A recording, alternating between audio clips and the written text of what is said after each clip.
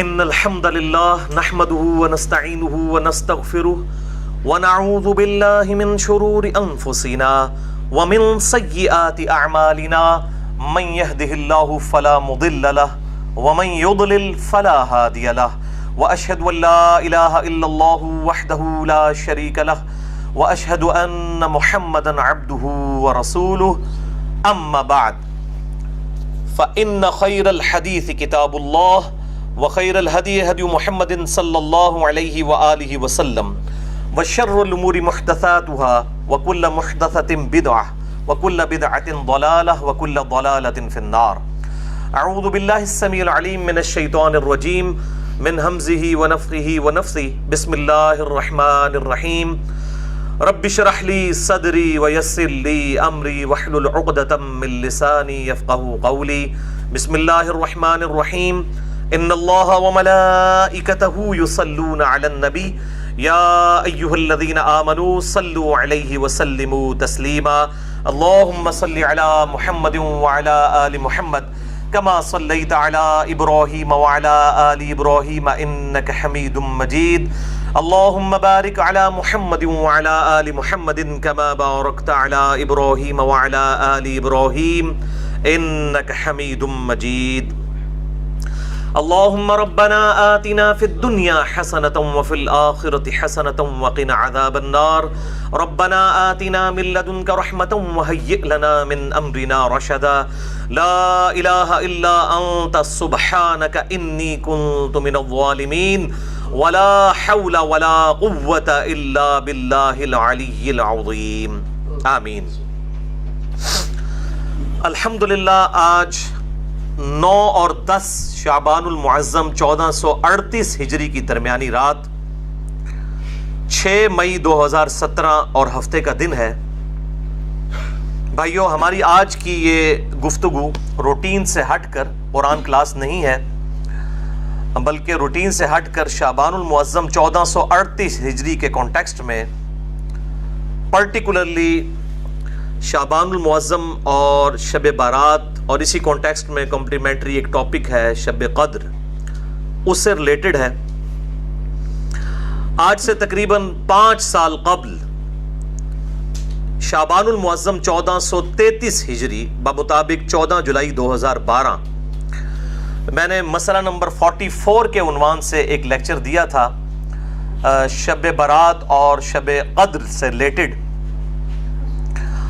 وہ گفتگو ہمارے یوٹیوب کا جو چینل ہے انجینئر محمد علی مرزا جو میرے نام پر ہے اس کے تھرو اپلوڈڈ ہے، اور اس میں میں نے اتنی ان ڈیپتھ گفتگو اس وقت نہیں کی تھی، اور کئی چیزیں ایسی تھی جن کا اس وقت بیان کرنا ضروری تھا، لیکن چونکہ خود میرے علم میں اس حد تک چیزیں نہیں تھیں تو میں نے بیان نہیں کی. آج میں انشاءاللہ تعالی وہ بھی ٹروتھ انشاءاللہ کچھ ریویل کروں گا انشاءاللہ. پھر ہمارا یہ جو آج کا لیکچر ہے یہ مسئلہ نمبر ہو جائے گا نیو 44 کے عنوان سے، اور پرانے والا ہم ڈیلیٹ کر کے اس کو انشاءاللہ تعالی اپلوڈ کریں گے. مسئلہ نمبر نیو 44 شعبان المعظم، شب بارات اور شب قدر سے متعلق صحیح احکام و مسائل، یہ اس کا عنوان ہوگا. ہماری ویب سائٹ اہلسنتپاک.com پر ہمارے یوٹیوب کے چینل کے تھرو انشاءاللہ یہ گفتگو اپلوڈ ہوگی، اور اس میں قرآن حکیم اور 20 صحیح الاسناد احادیث، جس میں سے 10 جو ہیں وہ شعبان المعظم سے ریلیٹڈ ہوں گی اور 10 شب قدر سے ریلیٹڈ. انشاءاللہ میں ان کو کور کروں گا. آج کی گفتگو میں جتنی بھی آیات اور احادیث آئیں گی میں انشاءاللہ ان کے مکمل ریفرنسز دوں گا، اور جو خصوصاً احادیث ہیں ان کے نمبرز علماء حرمین بیروت اور دارالاسلام کی انٹرنیشنل نمبرنگ کے مطابق دوں گا، جس کے مطابق پوری دنیا میں عربی کتب شائع ہوتی ہیں اور مکتبۃ الشاملہ اور باقی عربی سافٹ ویئرز بنائے جاتے ہیں. اس کے باوجود اگر کسی کی کوئی کیوری ہو تو لیکچر کے اینڈ پہ سوال کر سکتے ہیں، اور ای میل والا سلسلہ تو میں نے معذرت کر لی ہے. اکتوبر 2016 سے آن ورڈ میں نے ای میلز کے جواب دینا چھوڑ دیے ہیں، کیونکہ تعداد بہت زیادہ تھی اور کسی اور کے اوپر اس طریقے سے میں ریلائی بھی نہیں کرتا.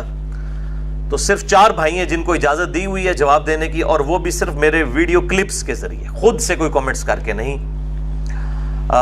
فرحان بھائی ہمارے جہلم شہر سے، اور لاہور سے یوسف بھائی ہیں، کراچی سے حارث بھائی ہیں، اور معظم بھائی ہیں، آج کل سعودیہ میں سیٹلڈ ہیں۔ اس کے علاوہ انڈیا میں بھی ہمارے فیصل بھائی ہیں جو ہمارے واٹس ایپ کے گروپس چلاتے ہیں۔ وہ ہر ٹاپک پہ کوئی نہ کوئی آپ کو انشاءاللہ میرا کلپ بھیج دیں گے، اور ان سب کے جو موبائل نمبرز ہیں، واٹس ایپ نمبر ہماری ویب سائٹ ahlsunnatpak.com پر درج ہیں۔ جسے شوق ہے رابطہ کرنے کا تو وہ لے سکتا ہے، اور میرے اعتبار سے جو ہے وہ میری معذرت اس حوالے سے قبول کر لیں۔ میرے بھائیو، ہماری آج کی گفتگو شب بارات سے ریلیٹڈ انشاءاللہ، اور شعبان المعظم اور شب قدر سے ریلیٹڈ ایک ویڈیو بک بننے جا رہی ہے انشاءاللہ تعالی۔ لہٰذا میں شروع ہی میں آج کے لیکچر کا بلو پرنٹ بتا دوں کہ یہ 3 پورشنز کے اوپر مشتمل ہوگا۔ پورشن نمبر 1 میں ہم شعبان المعظم کی فضیلت اور خصوصاً 15 شعبان کا جو روزہ ہے، جس کے حوالے سے صحیح مسلم میں حدیث موجود ہے، انشاءاللہ میں اس کو ڈسکس کروں گا، اور یہ ٹوٹل 10 احادیث ہوں گی۔ تلک عشرۃ کاملہ جو قرآن کی آیت ہے اس کی نسبت سے۔ اس کے بعد دوسرے پورشن میں 15 شعبان کی جو رات ہے، شب بارات، جسے ہم عرف عام میں شب بارات کہتے ہیں، یا عربی میں کہا جائے گا تو لیلۃ البراء کہا جائے گا، چھٹکارے کی رات۔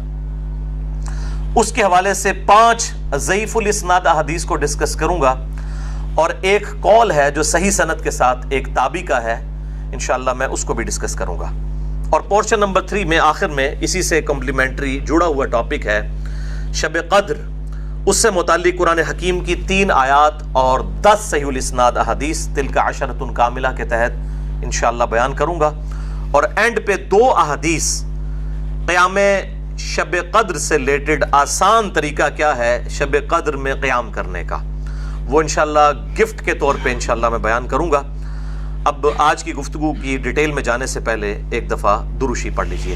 اللہم صلی علی محمد وعلی آل محمد کما صلیت علی ابراہیم وعلی آل ابراہیم انک حمید مجید۔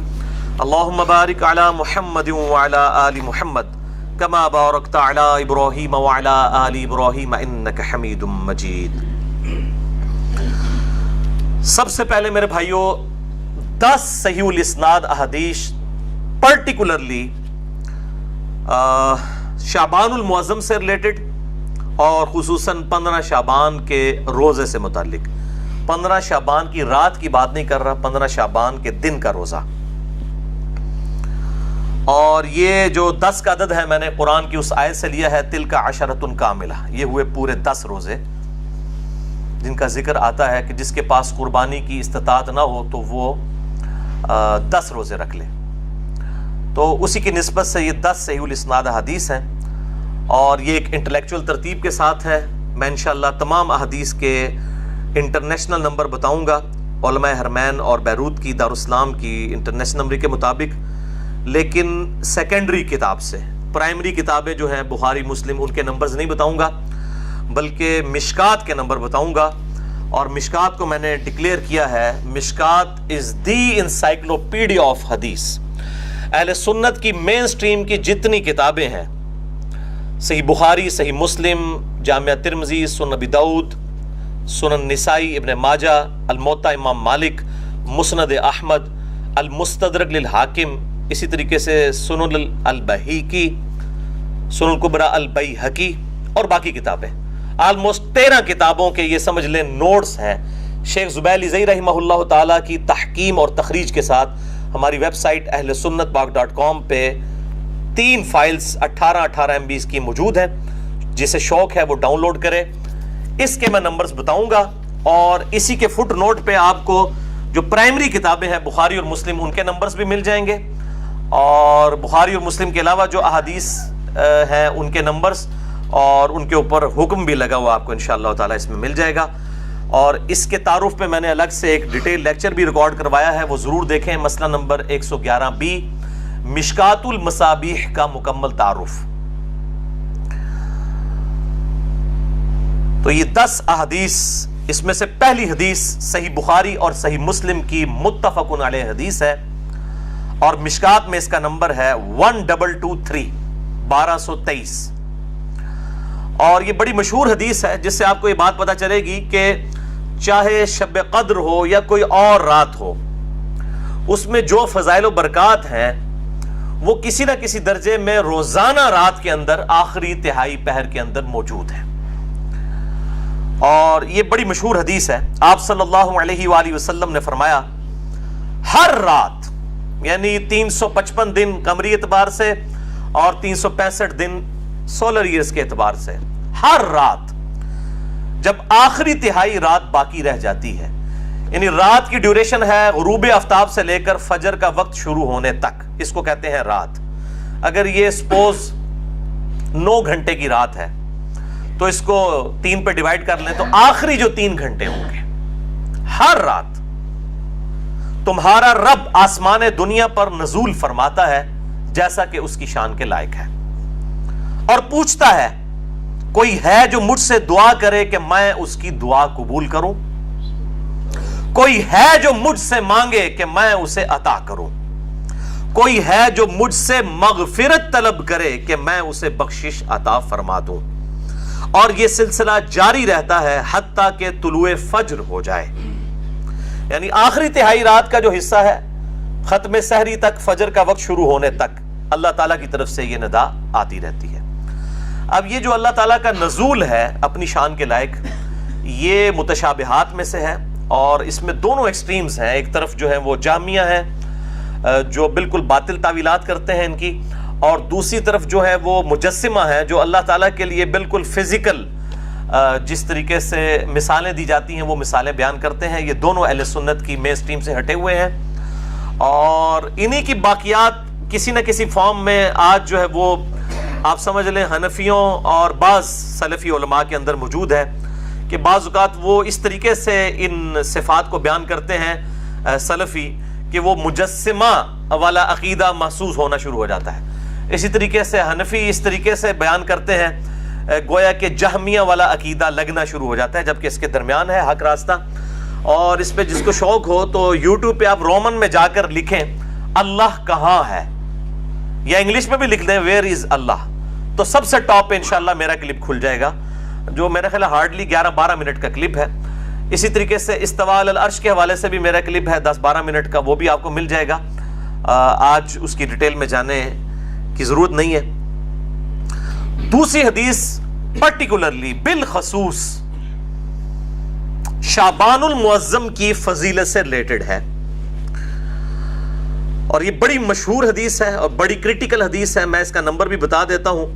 سنن نسائی میں ہے 2359 انٹرنیشنل نمبر کے مطابق، اور دور حاضر میں 2 بڑے محدثین شیخ زبیر لیزئی رحمہ اللہ تعالی المتوفى 1435 ہجری اور شیخ ناصر الدین البانی رحمہ اللہ تعالی المتوفى 1999 عیسوی، ان دونوں نے اس کی تحکیم کی ہے صحت کے ساتھ.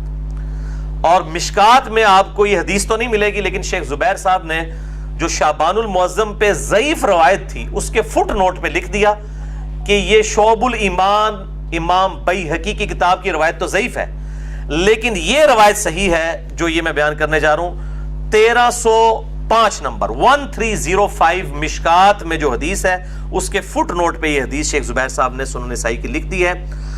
اسامہ ابن زید رضی اللہ تعالیٰ عنہ کہتے ہیں کہ میں نے نبی صلی اللہ علیہ وسلم سے پوچھا، اے اللہ کے محبوب صلی اللہ علیہ وآلہ وسلم، کیا وجہ ہے کہ میں آپ کو رمضان المبارک کے بعد کسی اور مہینے میں اتنے روزے رکھتا ہوا نہیں دیکھتا جتنے روزے آپ شعبان المعظم کے مہینے میں رکھتے ہیں؟ تو آپ صلی اللہ علیہ وسلم نے فرمایا کہ یہ جو مہینہ ہے جو رجب اور رمضان کے درمیان ہے، یعنی شعبان، یہ ایسا مہینہ ہے کہ اکثر لوگ اس کی فضیلت سے غافل ہیں. یہ بڑی امپورٹنٹ بات ہے. اکثر لوگ اس کی فضیلت سے ناواقف ہیں اور غافل ہیں. غافل کے الفاظ ہیں. جبکہ یہ ایسا مہینہ ہے کہ جس میں اعمال اللہ کے حضور پیش کیے جاتے ہیں، اور میں اس لیے کثرت سے روزے رکھتا ہوں. اور بخاری مسلم کی حدیث میں آتا ہے کہ بعض اوقات آپ نے شعبان کا پورا مہینہ ہی روزے رکھے ہیں. میں اس لیے کثرت سے روزے رکھتا ہوں کہ میری یہ خواہش ہے کہ جب اللہ تعالیٰ کے حضور شعبان کے مہینے میں میرا نامہ اعمال پیش ہو تو میں روزے کی حالت میں ہوں، روزے کی حالت میں میرا نامہ اعمال پیش ہو۔ اچھا، نامہ اعمال جو ہے بخاری مسلم کی ایک حدیث میں آتا ہے کہ روزانہ بھی پیش ہوتے ہیں، عصر اور فجر کے وقت فرشتے جو ہیں وہ بدلتے ہیں۔ اسی طریقے سے اسی کانٹیکسٹ میں ایک حدیث ہے صحیح مسلم میں اور جامعہ ترمذی میں موجود ہے اور مشکات میں ہے 2056 کہ آپ صلی اللہ علیہ وآلہ وسلم ہر پیر اور جمعرات کا روزہ رکھتے تھے۔ پوچھا گیا کیوں رکھتے ہیں تو فرمایا ہر پیر اور ہر جمعرات کو نامہ اعمال اللہ کے حضور پیش ہوتے ہیں، میری خواہش ہے کہ میں روزے کی حالت میں میرا نامہ اعمال اٹھایا جائے۔ یعنی ہفتہ وار بھی پیشی ہوتی ہے پیر اور جمعرات کو، روزانہ جو ہے عصر اور فجر کے وقت، اور ہفتے میں پھر وہ کمبائنڈ فارم میں، جس طرح ہمارا بھی ہوتا ہے کہ ایک سال کا بجٹ آتا ہے پھر مہینوں پہ ڈیوائیڈ ہوا ہوتا ہے، پھر منی بجٹس ہوتے ہیں، تو اللہ تعالیٰ کا بھی جو سال کا پورا سیشن ہے وہ شب قدر ہے جو رمضان کے آخری عشرے کی طاق راتوں میں ہے، اور جو ہفتہ وار ہے وہ اس اعتبار سے پیر اور جمعرات اور روزانہ فجر اور عصر کے وقت، اور سال میں ایک مہینہ اللہ تعالیٰ نے مخصوص کیا ہے، ایک تو ایک رات ہے نا، ایک مہینہ بھی مخصوص ہے، وہ شعبان المعظم کا مہینہ ہے اس حدیث کے تحت۔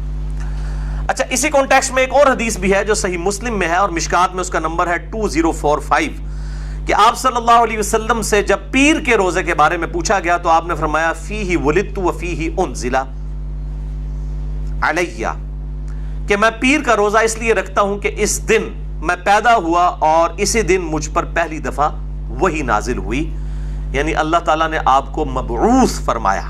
نبی پیدائشی طور پہ نبی ہوتا ہے لیکن مبعوث اس وقت ہوتا ہے جب اللہ تعالیٰ کی طرف سے حکم اس کی طرف آتا ہے۔ تیسری حدیث بھی بخاری اور مسلم دونوں میں موجود ہے، مشکات میں ہے 2036۔ اما عائشہ رضی اللہ تعالیٰ عنہ کہتی ہیں کہ میں نے رمضان مبارک کے علاوہ آپ صلی اللہ علیہ وآلہ وسلم کو کسی بھی اور مہینے میں اتنے روزے رکھتے ہوئے نہیں دیکھا جتنا کہ شعبان کے مہینے میں روزے کثرت کے ساتھ رکھتے ہوئے دیکھا ہے۔ چوتھی حدیث صحیح مسلم سے مشکات میں ہے 2036، اس میں اما عائشہ کے الفاظ ہیں کہ آپ صلی اللہ علیہ وسلم شعبان کا پورا مہینہ ہی روزہ رکھا کرتے تھے۔ اب یہ دونوں طرف تطبیق آپٹیمل سولوشن یہ ہوگا کہ اکثر آپ کا عمل یہ تھا کہ آپ صلی اللہ علیہ وسلم پورا مہینہ ہی روزہ رکھا کرتے تھے شعبان کا، بسا اوقات بیچ میں سے چھوڑ بھی دیتے تھے، اور یہ دونوں یعنی آپ صلی اللہ علیہ وسلم سے اعمال ثابت ہیں۔ پانچویں حدیث بھی صحیح مسلم سے، آپ دیکھ لیں یہ ساری کی ساری حدیث بخاری اور مسلم سے ہیں سوائے ایک سنن نسائی والی حدیث، اور مشکات میں ہے 2046 صحیح مسلم کے ریفرنس سے کہ اما عائشہ رضی اللہ تعالیٰ عنہ کہتی ہیں کہ آپ صلی اللہ علیہ وسلم ہر مہینے 3 روزے رکھا کرتے تھے اور اس چیز کی بھی پرواہ نہیں کرتے تھے کہ وہ کن ایام میں ہوں، یعنی آپ صلی اللہ علیہ وسلم 3 روزے تو کم از کم رکھا کرتے تھے مہینے کے، ہر ہفتے میں بھی 2 روزے ہوتے تھے، وہ 8 روزے الگ ہیں پیر اور جمعرات کے، اس کے علاوہ مہینے میں 3 روزے، لیکن اس کی پرواہ نہیں کرتے تھے کہ کن دنوں میں ہوں۔ لیکن ایک عمومی عمل ہے وہ ایام 20 کا ہے، یہ 20 الپس بیضا ہم اردو میں بھی استعمال کرتے ہیں، یعنی جن دنوں میں چاند گول ہو جاتا ہے وہ ایام 20، عربی میں بید کہلائے گا، ضاد آتا ہے اینڈ پہ، اور اردو میں 20 با یا اور ضاد، جن دنوں میں چاند گول ہوتا ہے انہیں کہتے ہیں ایام 20، 13، 14 اور 15 چاند کی راتیں، ان میں آپ صلی اللہ علیہ وسلم کا عمومی عمل تھا۔ ویسے اگر یہ نہ بھی رکھیں تو باقی دنوں میں ضرور 3 روزے مہینے کے پورا کیا کرتے تھے، اور اس حوالے سے وہ چھٹی حدیث ہے، صحیح بخاری اور صحیح مسلم دونوں میں موجود ہے، مشکات میں ہے 2054 کہ آپ صلی اللہ علیہ وسلم نے فرمایا کہ ہر ماہ میں 3 روزے رکھ لینے والا گویا اس طرح ہے کہ وہ ہمیشہ ہی روزہ رکھتا ہے، یعنی ہمیشہ اگر کوئی شخص روزہ رکھے تو اگر مہینے میں 3 روزے رکھ لے تو اللہ تعالیٰ اس کو گویا اس طرح کا ثواب عطا فرمائے گا کہ وہ ہمیشہ روزہ رکھنے والے کے مترادف ہے۔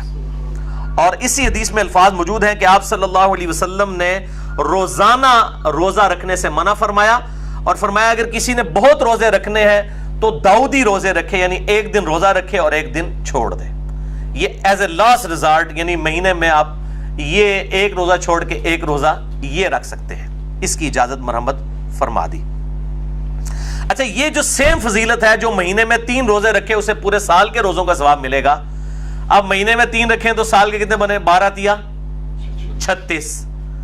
ایک آسان عمل بھی ہے، وہ صحیح مسلم میں ہے اور مشکات میں 2047 کہ آپ صلی اللہ علیہ وآلہ وسلم نے فرمایا جو شخص رمضان کے بعد 6 روزے رکھ لے شوال کے، اب اس میں کوئی شرط نہیں ہے کہ وہ فوراً بعد شروع کرنے ہیں، بعض نے کہا جی ایک فوراً رکھ لو، باقی پاویں پورے مہینے رکھ لو، کوئی تفریق نہیں ہے، پورے مہینے میں جس وقت چاہیں یہ 6 کی گنتی پوری کر سکتے ہیں، چاہے فوراً بات کر لیں چاہے بعد میں شروع کریں، جس وقت مرضی یہ 6 روزے رکھ لے۔ صحیح مسلم مشکات میں 2047۔ تو گویا اس طرح ہے کہ وہ پورا سال ہمیشہ ہی روزہ رکھنے والے کے مترادف ہے۔ تو یہ اللہ تعالیٰ کی طرف سے آسانی ہے کہ آپ 36 روزے رکھ کے بھی اور 6 روزے رکھ کے بھی، جیسے صحیح مسلم میں حدیث ہے کہ سیدہ جویریہ رضی اللہ تعالی عنہا آپ صلی اللہ علیہ وسلم فجر کے بعد کہیں گئے تو دیکھا مصلی پہ بیٹھی ہوئی ہیں، کافی دیر بعد آپ واپس آئے، سورج کافی بلند تھا، وہ اس وقت تک مصلی پہ بیٹھی عبادت کر رہی تھی، تو آپ نے فرمایا کہ تم صبح سے بیٹھی ابھی تک عبادت کر رہی ہو؟ انہوں نے کہا ہاں جی۔ تو آپ صلی اللہ علیہ وسلم فرمایا کہ میں نے 4 کلمات 3 دفعہ کہے ہیں اور مجھے اس سے زیادہ ثواب مل گیا، سبحان اللہ و بحمدہ عدد خلقہ ورضا نفسہ وزنۃ عرشہ ومداد کلماتہ۔ یہ 4 کلمات سبحان اللہ و بحمدہ کے ساتھ 3 دفعہ کہہ لیے اور کہا تم سے زیادہ ثواب مجھے مل گیا۔ وہی اللہ کی رحمت ہے۔ اسی طریقے سے شوال کے 6 روزے سے بھی پورے سال کے روزوں کا ثواب مل جائے گا، مہینے کے 3 روزے رکھنے سے بھی پورے سال کے روزے۔ تو آپ چوپڑیاں نالے 2 کرو، جس کو زیادہ شوق ہے وہ 3 روزے بھی رکھے، شوال کے 6 روزے بھی رکھے۔ باقی میرا اپنا پرسنل جو ہے ایکسپیرینس اور تجربہ یہ کہتا ہے کہ اگر رمضان کے فوراً ساتھ ہی 6 رکھ لیے جائیں تو وہ آسان ہوتے ہیں رکھنے، کیونکہ ایک روٹین بنی ہوئی ہوتی ہے۔ جب آپ روٹین توڑتے ہیں پھر ذرا مشکل ہو جاتا ہے، جائز تو ہے اور اس میں کوئی قدغن بھی نہیں ہے، لیکن اس وقت فوراً ساتھ رکھ لینا آسانی ہوتا ہے۔ 7ویں حدیث بھی بخاری اور مسلم دونوں میں ہے، مشکات میں 1262۔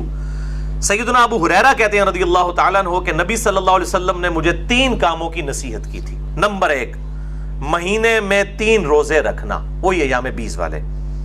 نمبر 2، روزانہ اشراق یا چاشت یا دوحہ یا اوابین، یہ چاروں ایک ہی نماز کے نام ہے۔ میرا مسئلہ نمبر آپ 30 دیکھ لیں، میں نے اس میں بتایا۔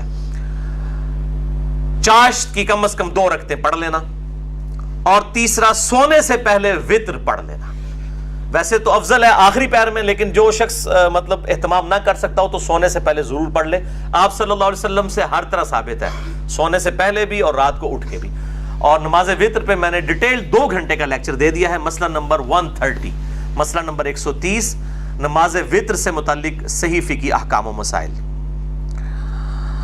8ویں حدیث سنن نسائی سے ہے، مشکات میں اس کا نمبر ہے 2071۔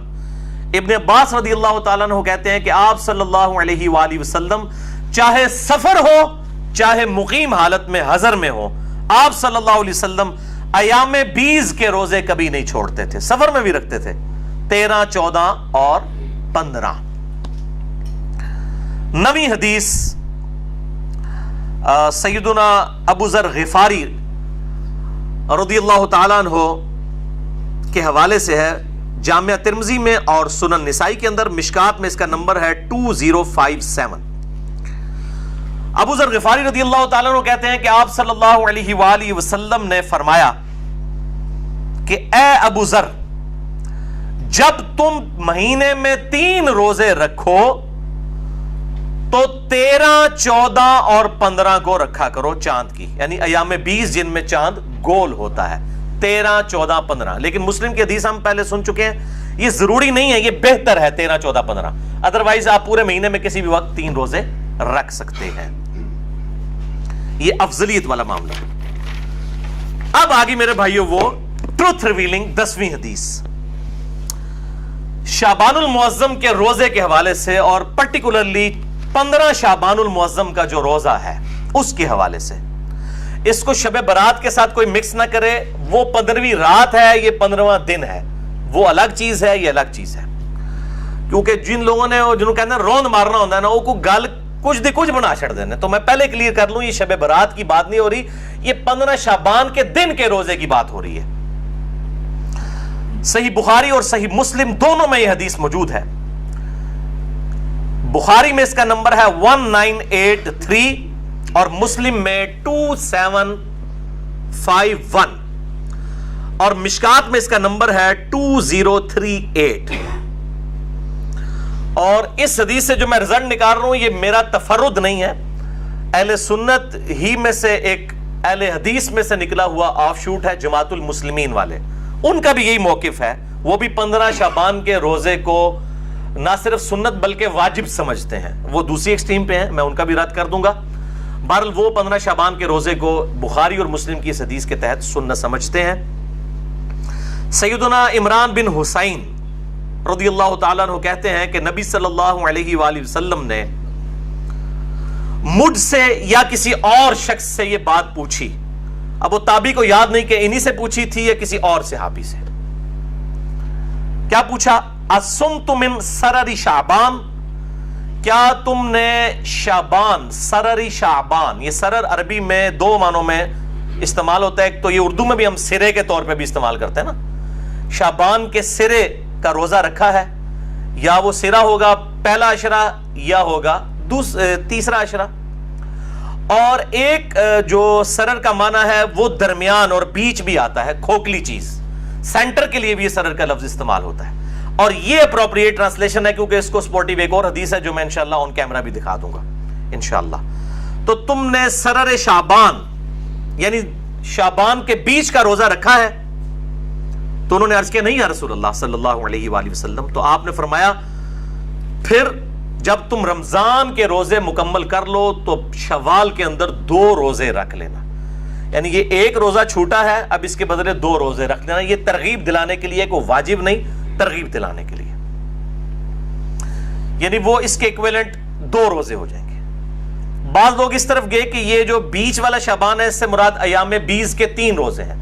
بھائی اگر 3 چھوڑے ہوتے تو اس کے بدلے 6 رکھوائے جاتے یا کم از کم 3 کو کم کر کے تو آپ نے 2 نہیں کروانے تھے. لاجیکلی 3 کو 3 تو رکھنا چاہیے تھا. تو اس سے مراد ایک ہی روزہ ہے 15 شعبان کا سینٹر کا، اور اس کے ایکویلنٹ پھر کہا گیا اگر وہ رہ جائے تو شوال میں 2 روزے رکھ لو. یہ حدیث بخاری اور مسلم دونوں میں ہے. صحیح مسلم میں ایک اس کا طریق ہے جس نے بالکل یہ ایمبیگوٹی جو ابہام ہے وہ دور کر دیا. انٹرنیشنل نمبر کے مطابق 2745 ہے. یہ مشکات میں موجود نہیں ہے، مسلم میں ہے. اور اس میں سرر شعبان کی جگہ لفظ ہے سرتی ھذا الشہر. سرہ کہتے ہیں عربی میں ناف کو. ناف تقریباً جسم کے سینٹر میں ہوتی ہے، یہ آپ سمجھ لیں سینٹر آف گریوٹی ہے انسان کا. ناف، نیول ہم انگلش میں کہہ دیتے سے. تو یہ سرہ وہ آتا ہے نا تحت السرہ اور فوق السرہ، ناف کے اوپر ناف کے نیچے، علی سرہ. تو اس میں سرتی ھذا الشہر ہے. صحیح مسلم 2745. یہ حدیث میرے بھائیوں میں نے گھر میں نہیں بنائی، یہ میں سب سے زیادہ چونکہ مسئلہ اہل حدیث کو ہوگا میں اہل حدیث کا ترجمہ ہی دکھانے لگا ہوں. صحیح مسلم شریف مکتبہ اسلامیہ کی چھپی ہوئی، علامہ وحید الزمان صاحب کا ترجمہ ہے، انٹرنیشنل نمبر کے مطابق یہ چھپی ہوئی ہے صحیح مسلم. اس میں آپ کو حدیث دکھا دیتا ہوں. اور اس کے اوپر امام نووی نے جو ہیڈنگز باندھی ہوئی ہیں، چونکہ مسلم کے باب امام نووی نے باندھے ہیں، المتوفا 676 ہجری، امام مسلم نے باب نہیں باندھے تھے. انہوں نے بھی اس حدیث کو لیا ہے کہ یہ شعبان کے بیچ میں جو روزہ آتا ہے اس سے ریلیٹڈ ہے، کنارے والا نہیں ہے. کنارے والی یہ حدیث جو ہے الگ ہے، وہ مسلم میں 2751 ہے اور بخاری میں 1983. لیکن وہ بھی پھر اس کی وجہ سے بیچ ہی معنی لیا جائے گا. جب 3 معنی بن رہے ہیں تو وہ ہوگا جہاں پہ سرہ کے الفاظ ہیں. یہ حدیث دکھا دیں جی 2745. یہ عربی بھی اور ساتھ اس کا ترجمہ بھی، یہ جہاں پہ میری انگلیاں ہیں اسی صرف پیج کو کور کرنا ہے، ذرا بڑا کر کے نظر آئے. اور یہ سیم وہی حدیث ہے عمران بن حسین والی رضی اللہ تعالیٰ عنہ. یہ الگ سے کوئی حدیث نہیں، اور اس میں بھی وہی الفاظ ہیں کہ آپ نے پوچھا کیا تم نے اس مہینے کے سرہ میں روزہ رکھا ہے. روزے بھی کہہ سکتے ہیں، روزہ بھی، دونوں طرف جاتا ہے، لیکن روزہ والا معاملہ درست ہے کیونکہ اس کے بدلے پھر کہا گیا ہے کہ 2 روزے رکھنے ہیں اگلے طریق کے اندر جو 2751 ہے. تو انہوں نے کہا نہیں. تو آپ صلی اللہ علیہ وآلہ وسلم نے فرمایا کہ پھر شوال میں 2 روزے رکھنا. اس میں تو یہ والے الفاظ نہیں ہیں سرر والے، لیکن اس میں سرہ والے ہیں. لیکن اس میں یہ موجود ہے جب تم افطار کرو تو 2 روزے رکھنا، یعنی جب رمضان کی افطاریاں گزر جائیں تو شوال میں 2 روزے. تو یہ سرہ کے الفاظ ہیں ناف کے سینٹر کے، اور یہ بالکل صحیح معنی بنتا ہے. اور اب سرر کا معنی شعبان کا آخری کنارہ تو ویسے نہیں لیا جا سکتا، کیونکہ شعبان کے اینڈ پہ آپ صلی اللہ علیہ وآلہ وسلم نے مخصوص کر کے روزہ رکھنے سے منع فرمایا، کیونکہ پھر رمضان کا پروٹوکول ڈسٹرب ہو جائے گا. جیسا کہ صحیح مسلم میں آتا ہے کہ فرض نماز جہاں پہ پڑھی ہے وہاں پہ آپ سنتیں نہ پڑھیں بلکہ بکھر کے پڑھیں تاکہ وہ پروٹوکول ڈسٹرب نہ ہو. اسی طریقے سے رمضان کے پروٹوکول کو ڈسٹربنس سے بچانے کے لیے کہا گیا شعبان کے آخری عشرے میں جو 2-3 دن ہیں ان کے اندر آپ نے روزہ نہیں رکھنا. اور ایک اور حدیث ہے جو اس کو سپورٹیو ہے، جامعہ ترمذی اور سنن ابن ماجہ میں اور مشکات میں 1974 کہ آپ صلی اللہ علیہ وآلہ وسلم نے فرمایا جب شعبان کا نصف ہو جائے تو پھر اس کے بعد روزے مت رکھو. اس سے بھی یہ بات پتہ چل گئی کہ وہ سرر شعبان سے مراد صرف نصف ہی لیا جا سکتا ہے، آخری عشرہ نہیں لیا جا سکتا. البتہ ایک ایکسیپشن ہے جو صحیح بخاری اور صحیح مسلم میں ہے، مشکات میں 1973، وہ پچھلی تھی مشکات میں 1974، یہ 1973 کہ آپ صلی اللہ علیہ وآلہ وسلم نے فرمایا تم میں جو رمضان پائے وہ رمضان سے پہلے 1 یا 2 دن جو ہیں ان میں شعبان کا روزہ نہ رکھے، ہاں مگر یہ کہ جو شروع سے رکھتا چلا آ رہا ہو. یعنی جو پورا شعبان روزے رکھ رہا ہے اس کو اجازت ہے کہ وہ شعبان کے آخری دنوں میں بھی روزے رکھ سکتا ہے، لیکن کوئی مخصوص کر کے آخری 2 دنوں کے روزے نہیں رکھے گا. اس حوالے سے یہ بات بالکل کلیئر ہو گئی. تو اب اس میں فائنل کنکلوژن یہ ہوا کہ ایام 20 کے کانٹیکسٹ میں 3 روزے شعبان کے اندر تو سنت ہے، 13، 14 اور 15، اور اس میں بھی جو پرٹیکولرلی 15 شعبان کا روزہ ہے جو سرہ ہے، سینٹر ہے اس کا، جو صحیح مسلم میں ہم نے حدیث پڑھ لی 2745، اس کے تحت وہ روزہ رکھا جائے گا. اور جماعت المسلمین والوں کی وجہ سے مجھے یہ چیز پہلی دفعہ ایکسپلور ہوئی، پھر میں نے خود بھی تحقیق کی اور پھر جو حدیثیں ان کے علم میں بھی نہیں تھی وہ بھی میں نے ڈھونڈ لی. یہ سرہ کے الفاظ والی حدیث ان کے علم میں نہیں تھی، وہ سرر والی صرف لے کے آتے تھے. ہم نے اس میں ویلیو ایڈیشن کی ہے، سرہ والی حدیث بھی ڈھونڈ دی ہے الحمدللہ. تو لیکن وہ کہتے ہیں یہ واجب ہے، واجب نہیں ہے. واجب تو 10 محرم کا روزہ نہیں ہے جو فرض تھا. بخاری اور مسلم میں حدیث ہے کہ 10 محرم کا روزہ رمضان کی فرضیت سے پہلے ہر مسلمان پہ فرض تھا. جب رمضان کے روزے فرض ہوئے تو آپ صلی اللہ علیہ وآلہ وسلم نے حکم عام دیا کہ اب جس کی مرضی 10 محرم کا روزہ رکھے، جس کی مرضی نہ رکھے. اور وہ بھی پھر بعد میں کہا گیا 9 اور 10 2 ملا کے رکھنے ہیں، وہ الگ سے ایک ٹاپک ہے.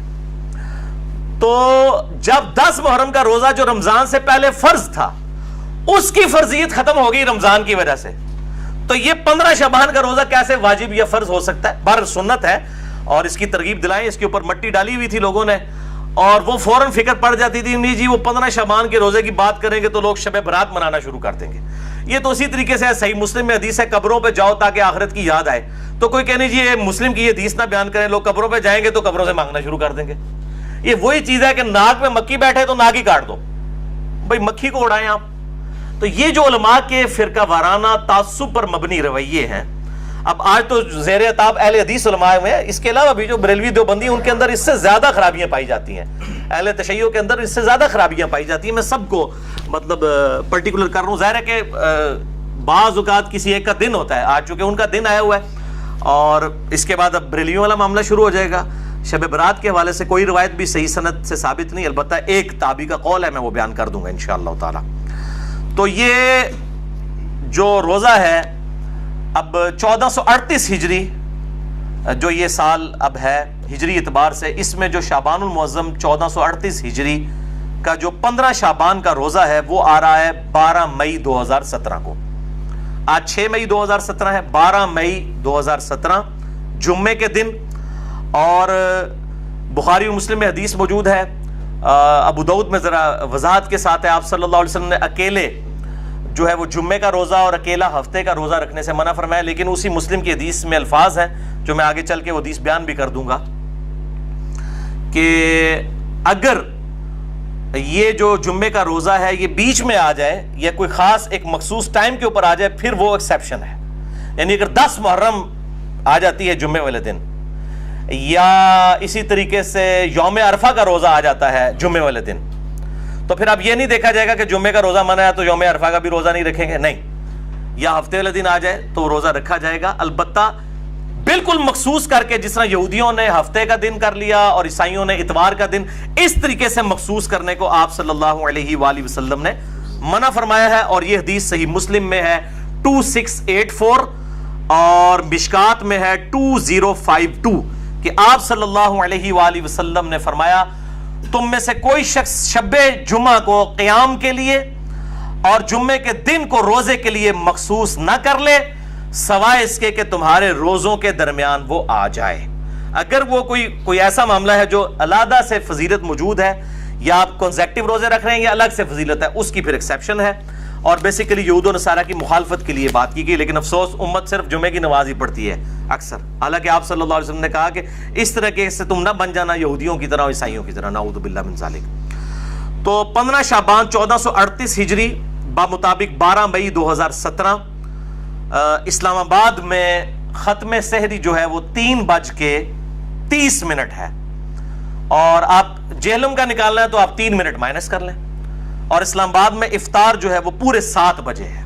یہ دارالاسلام کا جو کیلنڈر ہے جو پرو مسلم سافٹ ویئر سے بھی آپ میچ کر لیں تو آپ کو یہی ٹائم ملے گا۔ 12 مئی 2017 کو 15 شعبان المعظم کا جو روزہ ہے رکھنا ہے انشاءاللہ تعالی، اور اس کی ترغیب بھی دلائیں، اور 13 14 15 3 رکھ لیں تو زیادہ بہتر ہے۔ بل 15 کا جو روزہ ہے وہ 12 مئی 2017 کو اسلام آباد میں 3:30، تو یہاں ہوگا 3:27 ختم سحری، اور افطار جو ہے وہ 7 بجے، اور یہاں پہ آپ 6:57 بن جائے گا جہلم میں۔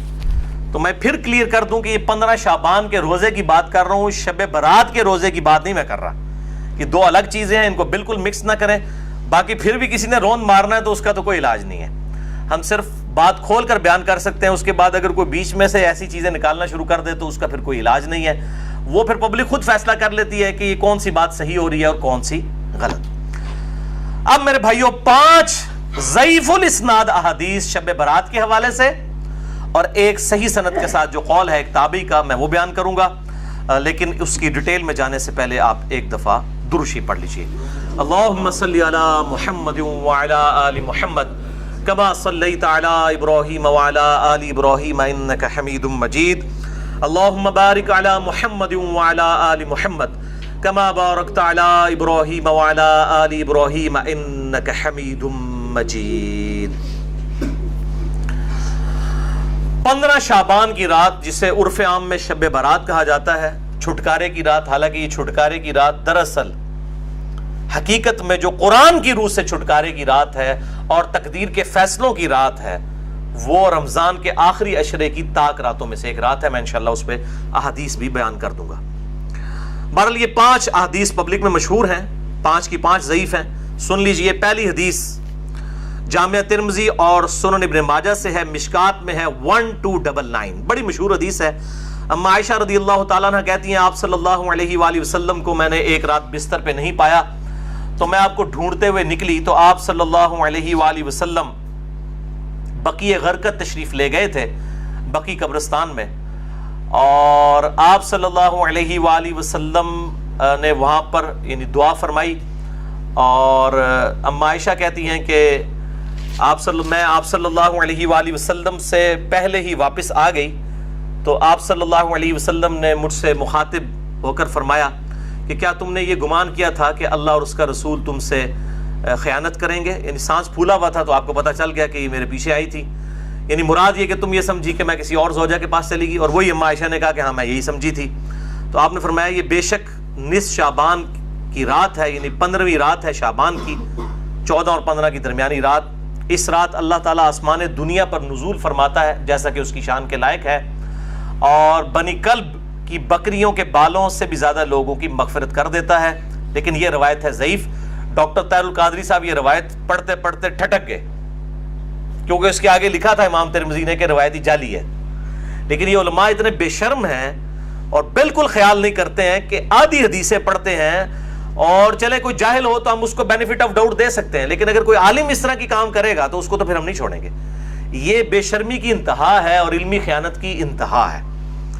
ٹھٹک گئے۔ آگے کے الفاظ ہیں، امام ترمذی کہتے ہیں کہ یہ روایت منقطع ہے، سب سے شدید جرح ہے کہ راویوں کی ملاقات ہی نہیں ہے آپس میں، اور وہ کہتے ہیں اس میں جو تبع تابعی ہے یحییٰ بن کثیر، اس کی ملاقات تابعی عروہ سے ثابت نہیں جو سیدہ عائشہ کے بھانجے تھے، اور جو تبا تابعی ہے حجاج، اس کی ملاقات یحییٰ بن کثیر سے سما ثابت نہیں ہے.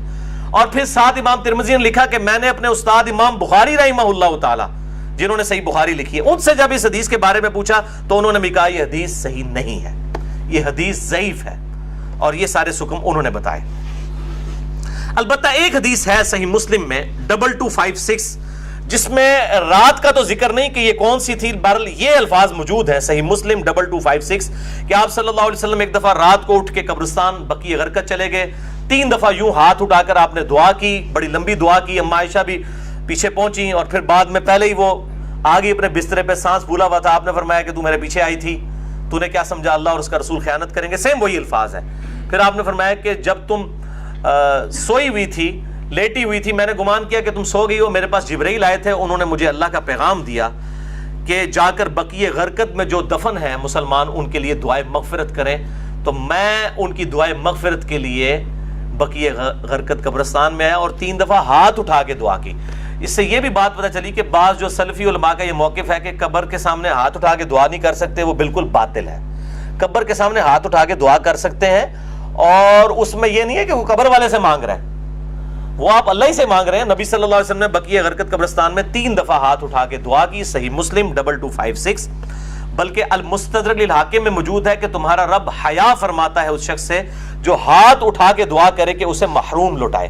ہاتھ اٹھا کے دعا کرنا یہ افضل عمل ہے، اور آپ ہر دعا کے لیے، ایون نماز کے بعد بھی، آپ اجتماعی دعا کی بات نہیں کر رہا، الگ سے جو آپ دعا ہاتھ اٹھا کے کریں تو زیادہ بہتر ہے.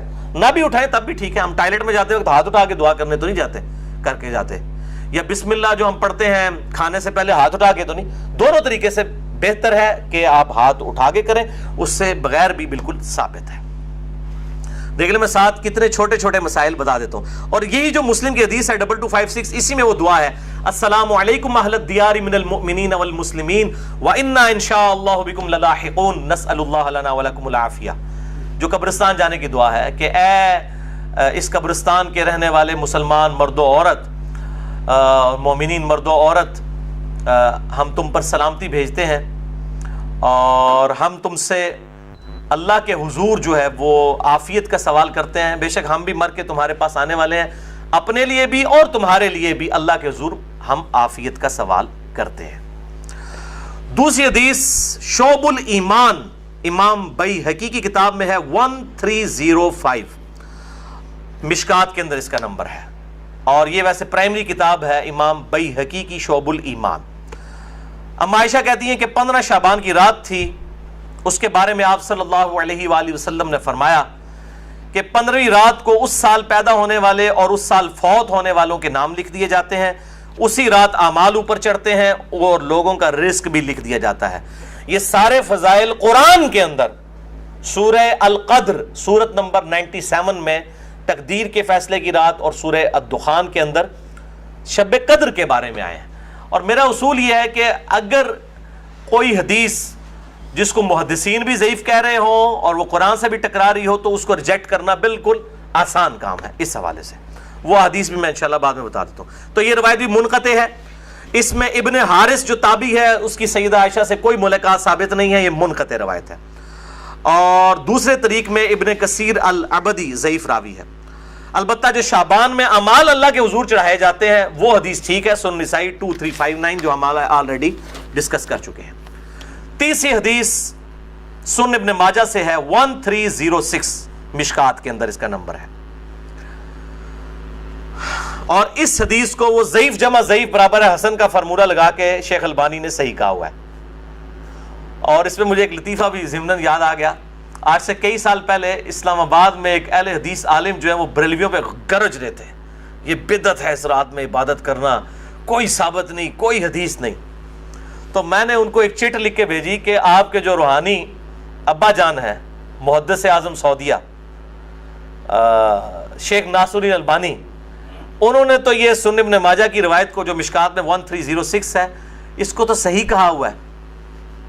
تو مہربانی کر کے یہ جتنا غصہ ہے یہ البانی پہ بھی نکالیں آپ. تو اگر آپ کہتے ہیں اس کی اجتہادی غلطی ہے تو ان بیچاروں کو بھی اجتہادی غلطی کہہ کے چھوڑ دیں. یعنی آپ نے دوگلی پالیسی کیوں رکھی ہے؟ یا کم از کم پبلک کو بتائیں تو صحیح. لے جی بے شرمی کی انتہا ہے، اس بندے نے چٹ بھی پڑھی ہے لیکن بیان نہیں کیا. اپنے بابے سب کوئی پیارے ہیں، ہمارا بابا ہمیں پیارا، تو وہی صاحب ہے، بابے سب کو پیارے ہیں. یہ بابوں کا فتنہ بڑا خطرناک ہے، چاہے وہ کسی بھی شکل میں نکل آئے.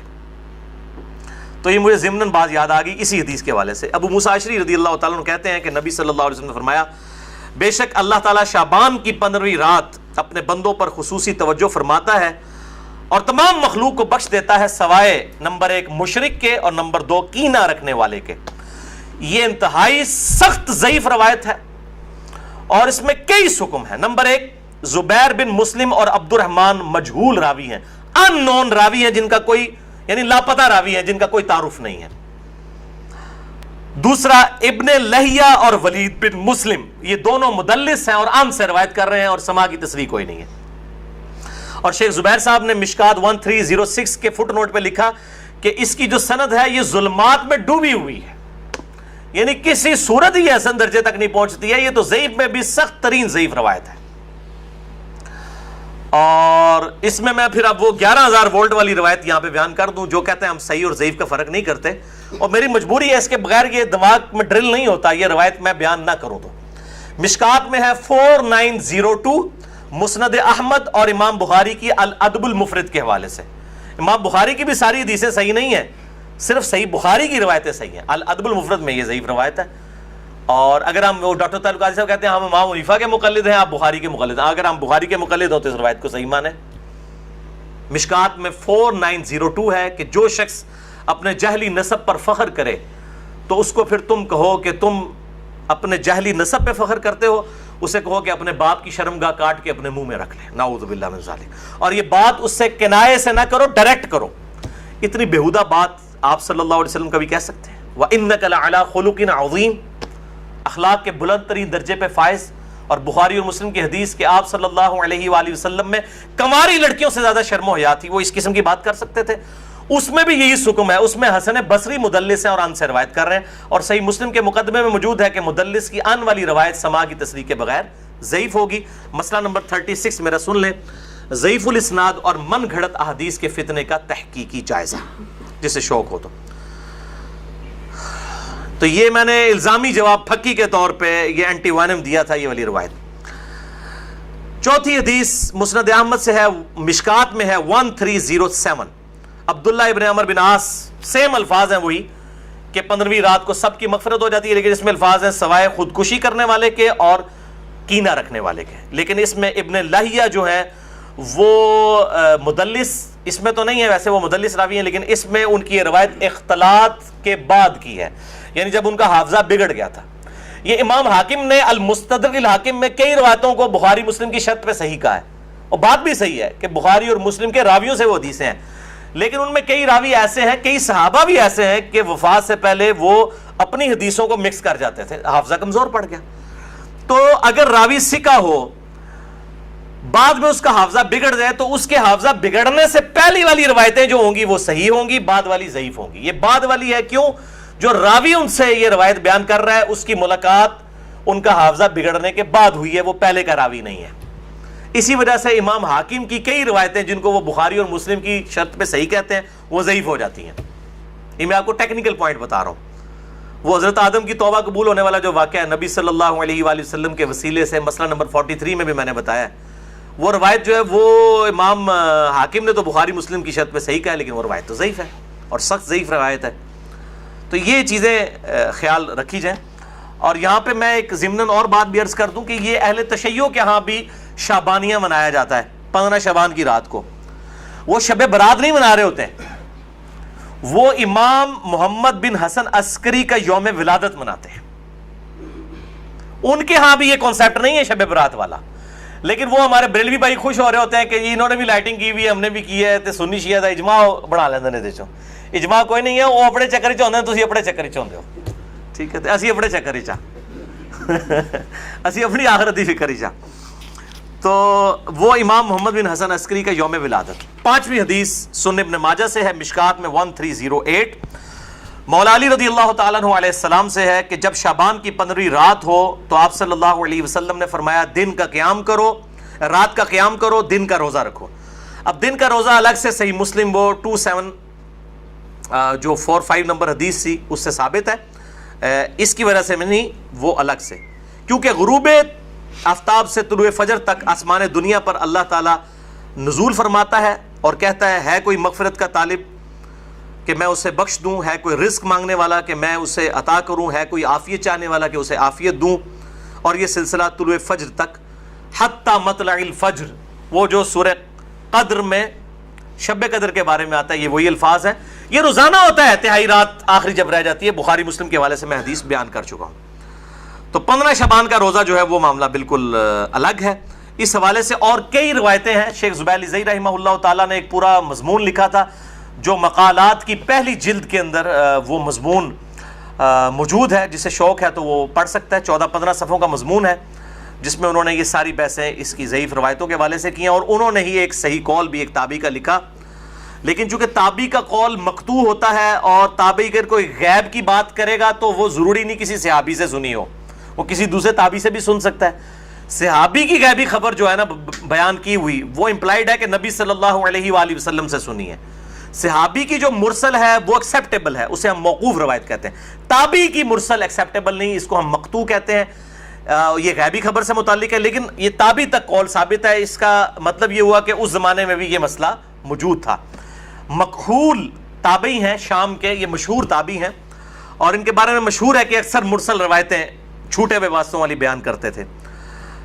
شعب الایمان امام بیہقی کی کتاب میں انٹرنیشنل نمبر کے مطابق 3671 نمبر یہ روایت ہے.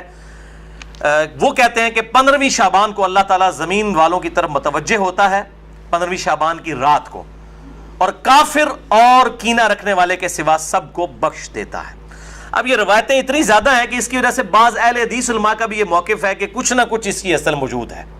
اکثر تو نہیں مانتے لیکن کچھ اہل حدیث علماء بھی مانتے ہیں، اور دیوبند بریلوی تو ویسے ہی مانتے ہیں. اور میرا موقف شروع سے جو تھا وہی ہے کہ میں ہمیشہ فتویٰ نہیں لگاتا، خود کرتا نہیں ہوں، کسی پہ فتویٰ نہیں لگاتا. میرا مسئلہ نمبر 44 پرانا بھی سن لیں اور اب یہ نیا بھی آج ریکارڈ ہو رہا ہے. میرا موقف وہی تھا 5 سال پہلے بھی، اور باقی میں خود کیوں نہیں کرتا، جب تک کوئی چیز اتھینٹیکیٹ نہ ہو جائے تو نہیں کرنی چاہیے. یہ اکثر کہتے ہیں نیکی کا کام ہے، خیر ہے کرنے دو جی. لوگ سال کے بعد اگر کوئی نکلی ہے عبادت کے لیے تو میرے بھائی سال کے بعد لوگ عید کی نماز کے لیے نکلتے ہیں، تو آپ عید کی اذان کیوں نہیں دیتے ہیں لوگوں کو بلانے کے لیے؟ نہیں جی ثابت نہیں ہے. تو کیا ثابت نہ ہوئی تو کیا ہوا؟ گناہ کا کام تو نہیں ہے، دے دیا کریں اذان.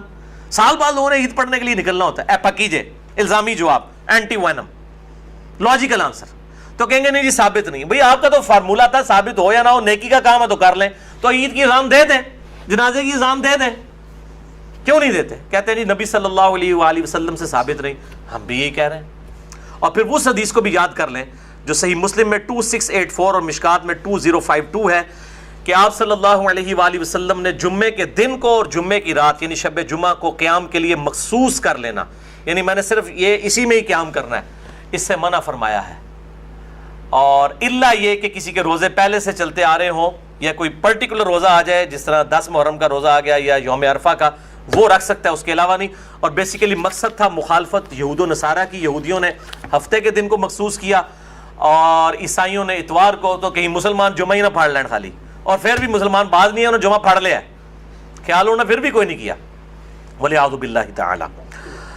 اب میرے بھائیو آخر میں وہ 3 آیات اور 10 حدیثیں بیان کر دوں، پھر ہمارے یہ لیکچر کنکلوڈ ہو جائے گا.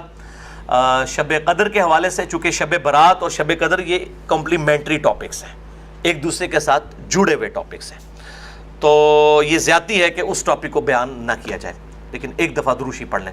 اللہم صلی علی محمد وعلی آل محمد کما صلیت علی ابراہیم وعلی آل ابراہیم انک حمید مجید.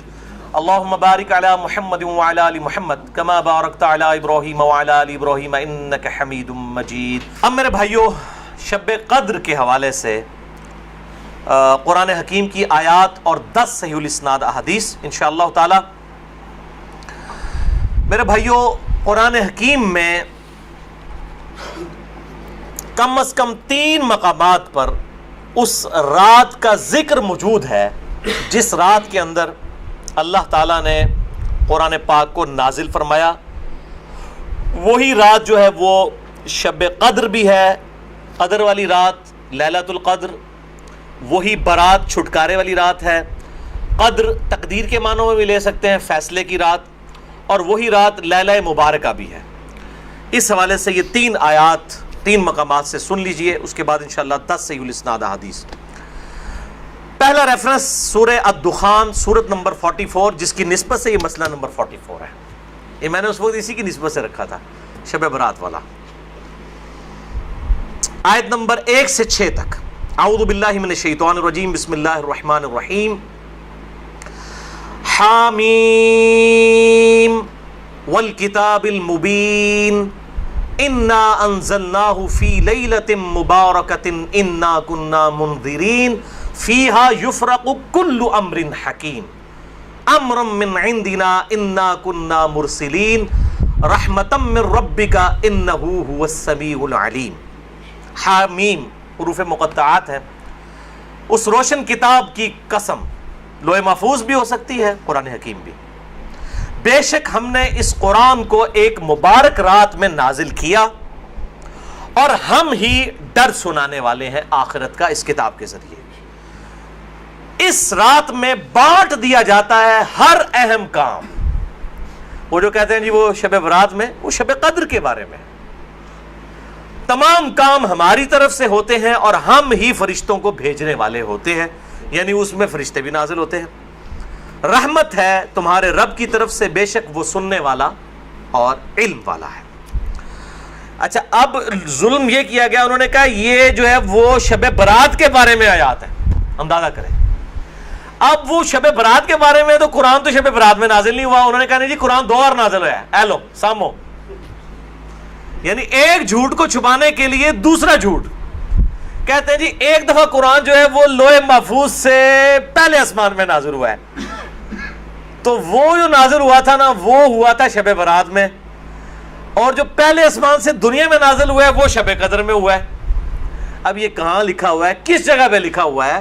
ایون جو آپ روایتیں بھی ضعیف پیش کرتے ہیں شب برات کے حوالے سے، ان میں بھی یہ موجود نہیں ہے کہ اس کے اندر قرآن نازل ہوا ہے۔ لیکن ایک جنہوں کہتے ہیں چھڑ دیتی ہے سنبھالو، تو یہ بات مشہور کر دیتے ہیں، حالانکہ اس کی کوئی اصل نہیں ہوتی ہے۔ قرآن خود اس کی حفاظت کر رہا ہے۔ قرآن کہہ رہا ہے کہ ہم نے اس قرآن کو ایک بابرکت رات میں نازل کیا۔ اب قرآن سے پوچھیں کہ وہ رات کہاں ہے، وہ ہے اگلا ریفرنس سورۃ البقرہ آیت نمبر 185۔ شہر رمضان الذی انزل فیہ القرآن ھدی للناس وبینات من الھدی والفرقان۔ رمضان کا مہینہ وہ ہے جس میں ہم نے القرآن نازل کیا، جس میں ہدایت ہے اور اس میں ہدایت کے روشن دلائل ہیں اور یہ الفرقان حق اور باطل میں تمیز کرنے والی کتاب ہے۔ فائنل ٹیسٹمنٹ ہے، اس اولڈ ٹیسٹمنٹ اور نیو ٹیسٹمنٹ کے بعد یہ فائنل ٹیسٹمنٹ۔ تو اب اگر وہ رات رمضان کے مہینے میں ہے تو وہ پھر شب برات وہ والی نہیں ہوگی۔ شب برات جو ہے وہ شب برات، شب قدر ہی شب برات ہے، یہی شب مبارکہ ہے۔ تیسرا ریفرنس قرآن حکیم کی مکمل سورت ہے، سورۃ القدر سورت نمبر 97 پارہ نمبر 30 میں۔ انا انزلناہ فی لیلۃ القدر، بے شک ہم نے اس قرآن کو تقدیر کے فیصلوں والی رات میں نازل کیا۔ وما ادراک ما لیلۃ القدر، اور تمہیں کیا ادراک ہے، تمہیں کیا پتا کہ یہ لیلۃ القدر کیسی رات ہے۔ لیلۃ القدر خیر من الف شہر، یہ وہ رات ہے جو کہ 1000 مہینوں سے افضل ہے، یعنی قمری اعتبار سے آپ سمجھ لیں کوئی 84-85 سال، اور سولر ایئرز کے اعتبار سے 82 سال کی عبادت سے بہتر ہے اس رات میں عبادت کرنا۔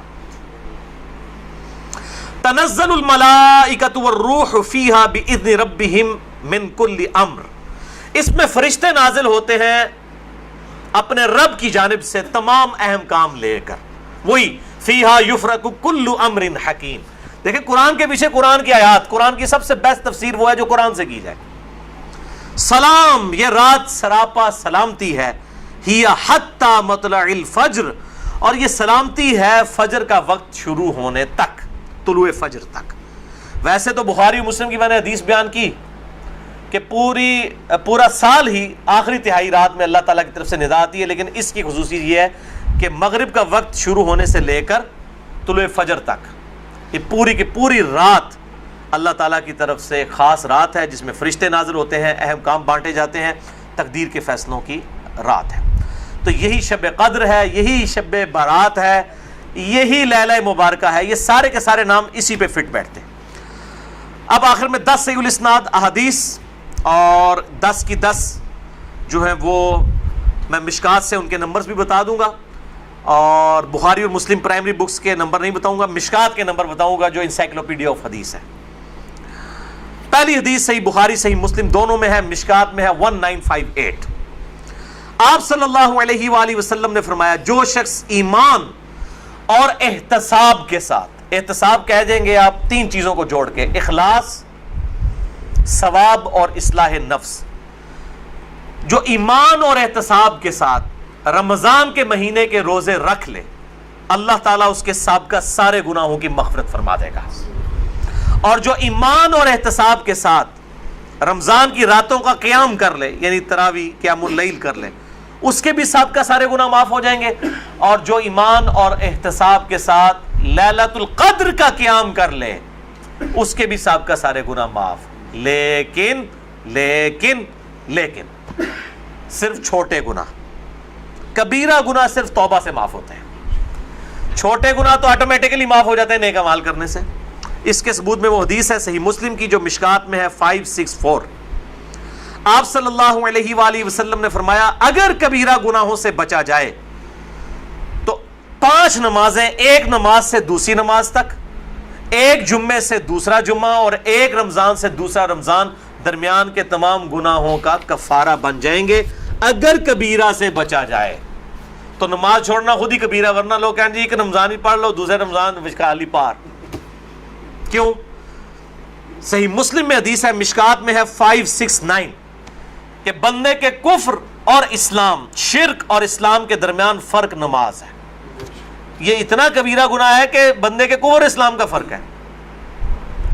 تو جو کبیرہ گناہ کر رہا ہے نماز والا، اس کا کیسے ایک جمعے سے دوسرا جمعہ کفارہ بن سکتا ہے، یا ایک رمضان سے دوسرا رمضان کفارہ بن سکتے ہیں؟ دوسری حدیث بھی بخاری اور مسلم سے ہے، مشکات میں 2083۔ آپ صلی اللہ علیہ وآلہ وسلم نے فرمایا شب قدر کو رمضان کے آخری عشرے کی تاک راتوں میں تلاش کرو، 21ویں، 23ویں، 25ویں، 27ویں اور 29ویں۔ تیسری حدیث بھی بخاری اور مسلم سے ہے، اور مشکات میں اس کا نمبر ہے 2086۔ آپ صلی اللہ علیہ وسلم نے رمضان کا پہلا عشرہ اعتکاف کیا، پھر دوسرا عشرہ بھی اعتکاف کیا، پھر سر مبارک خیمے سے باہر نکالا اور کہا کہ میں نے پہلا عشرہ اعتکاف کیا تھا شب قدر کی تلاش میں، لیکن مجھے نہیں ملی، دوسرے میں بھی نہیں ملی۔ پھر ایک فرشتے نے آ کے مجھے خبر دی کہ اس کو آپ آخری عشرے میں تلاش کریں، اگر تم میں سے کوئی اعتکاف میرے ساتھ کرنا چاہتا ہے تو کر لے۔ اور پھر آپ صلی اللہ علیہ وآلہ وسلم نے فرمایا مجھے خواب میں وہ رات دکھا دی گئی، اور اس میں مجھے رات میں وہ خواب میں دکھائی گئی، لیکن پھر مجھے بھلا دی گئی۔ سنقرئک فلا تنسى الا ما شاء اللہ، اے نبی ہم تمہیں پڑھائیں گے، تم کبھی نہیں بھولو گے مگر جب اللہ چاہے گا۔ بھلا دی گئی، اور اس کیوں بھلائی گئی وہ آگے بخاری کی حدیث بھی آ جائے گی۔ پھر بھلا دی گئی۔ بہرحال مجھے ایک بات یاد ہے کہ اس رات صبح کے وقت جب میں فجر کی نماز پڑھ رہا ہوں گا تو میرے ماتھے پر کیچڑ کا نشان ہوگا، یہ آپ کو خواب میں دکھایا گیا۔ اور اسی حدیث میں الفاظ ہیں کہ 21ویں رات جب آئی، یعنی 20ویں اور 21ویں روزے کی درمیانی رات، اس میں جب آپ نے 21ویں روزے کی جب فجر پڑھی تو اس رات کافی بارش ہوئی، مسجد نبوی کی چھت ٹپکنے لگی، اور ظاہر ہے کہ قالین وغیرہ تو نہیں ہوتے تھے، مٹی پہ ہی نماز پڑھی جاتی تھی، یہی افضل ہے، لہٰذا اہل تشیع کا پارشلی مقدمہ اس حوالے سے مضبوط ہے کہ مٹی پہ ہی سجدہ ہونا چاہیے۔ تو بہرحال آپ صلی اللہ علیہ وآلہ وسلم کے ماتھے پر مٹی کا نشان پڑ گیا۔ صحابہ کہتے ہیں جب نماز کے بعد آپ صلی اللہ علیہ وسلم جب رخ انور صحابہ کی طرف کرتے تھے تو انہوں نے دیکھا کہ آپ صلی اللہ علیہ وآلہ وسلم کے ماتھے پر مٹی کا نشان ہے، تو صحابہ کو پتہ چلا اچھا آج شب قدر تھی۔ اچھا اب آپ دیکھیں کہ یہ نہیں ہے کہ کوئی شے نظر آ جاتی ہے، ورنہ صحابہ کو بھی نظر آئی، آپ صلی اللہ علیہ وسلم کو بھی کوئی چیز نظر نہیں آئی۔ اور یہاں اتنا مشہور کیا کہتا ہے جی سمندر کا پانی میٹھا ہو جاتا ہے، اور ایک کوڑ مارنے چھڑ دو ان ماڈرن دور جے کسی گورے نے سن لی نا گل، اور جناب بہ جائے گا رمضان دا پورا مہینے روزانہ دا ایک ٹیسٹ لے گا اور کہے گا 10واں کس داڑے جناب شاید نال میٹھا ہوتا ہے سمندر دا پانی۔ جس سارے درخت سجدے میں گر پڑتے ہیں، بھائی ہم CCTV کیمرے لگا لیتے ہیں، پتہ لگ جائے گا کس وقت گرتے ہیں۔ یہ سب جھوٹ ہے، کسی روایت کے اندر موجود نہیں ہے، بس صرف آپ نے قیام کرنا ہے رات کا، کوئی ایک رات اس میں ہوگی، اسی لیے دیکھیں یہ فکس بھی نہیں کر کے بتائی گئی کہ فلاں ہے، کہا گیا 5 ہیں، 21ویں 23ویں 27ویں 25ویں 27ویں اور 29ویں۔ چوتھی حدیث صحیح مسلم سے عبداللہ بن انیس کی، مشکات میں 2087، اس میں بھی یہ پورا واقعہ ہے، لیکن اس میں الفاظ یہ ہیں، آپ دوسرے صحابی کہتے ہیں کہ وہ 23ویں شب تھی، ابو سعید خدری کہہ رہے ہیں وہ 21ویں تھی کیچڑ والی، اور عبداللہ ابن انیس کہہ رہے ہیں وہ 23ویں تھی، لیکن یہی دو اختلاف آ گئے۔ تو وہ 21ویں بھی ہو سکتی ہے، 23ویں بھی، 25ویں بھی، 27ویں بھی، اور اس کی حکمت کیا ہے بدلنے کی میں بعد میں بتاتا ہوں۔ تو یہ شب قدر کے حوالے سے ایک دعا بھی بڑی مشہور ہے، اللہم انک عفو تحب العفو فاعف عنی۔ یہ روایت مشکات میں بھی موجود ہے 2091، اور جامع ترمذی اور سنن ابن ماجہ میں موجود ہے، لیکن یہ روایت منقطع ہے۔ وہ تابعی جو ہے عبداللہ بن بریدہ، اس کا سماع اما عائشہ سے ثابت نہیں ہے، شیخ البانی سے حسن درجے تک پہنچاتے ہیں۔ بہرحال دعا کے بارے میں میرا موقف یہ ہے، چاہے کوئی ضعیف روایت بھی ہو، اگر کوئی دعا کے طور پہ اسے کر لے تو میں اس کے اوپر کوئی فتوی والا معاملہ نہیں کرتا۔ امام دارقطنی نے بھی یہ بات لکھی ہے کہ یہ منقطع روایت ہے، اللہم انک عفو تحب العفو فاعف عنی۔ 5ویں حدیث صحیح مسلم سے ہے، مشکات میں ہے 2088۔ سیدنا ابی ابن کعب کو کسی نے بتایا کہ عبداللہ ابن مسعود کہتے ہیں رضی اللہ تعالیٰ عنہ کہ جو شخص روزانہ آخری پہر جاگے گا تہجد کے وقت تو وہ شب قدر پا لے گا۔ اب